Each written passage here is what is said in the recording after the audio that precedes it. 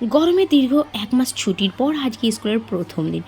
জানালার বাইরে রোদ ঝলমলে সকাল। আর আমাদের যেতে হবে স্কুল। তাই সকাল, সকাল রেডি হয়ে নিলাম স্কুল যাওয়ার জন্য।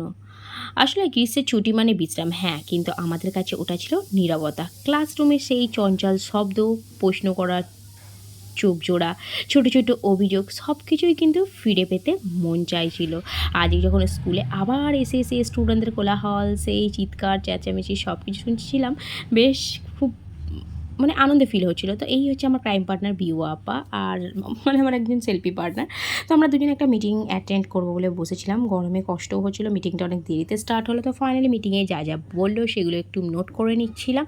আর নোট করতে, করতে দেখলাম ৪টে বেজে গেছে। তো অলরেডি এটা এইচএমকে বোঝাতে হবে আমাদের। তো ফাইনালি ৪:৩০ ছুটি, চললাম বাড়ির পথে। এই যে দূর থেকে এই জিনিসটা দেখে চোখটা আটকে গেল। মানে ফুচকা দেখে দাঁড়াবো না তাই কখনো হয়? তো এই যে আমার গাড়ির লুকিং গ্লাসটা একটা দেয়ালে লেগে ভেঙে গেছে। তো ফাইনালি ভাবলাম যে না, ফুচকা খাবো কি খাবো না, এই গরমে অতিরিক্ত গরমও ছিল।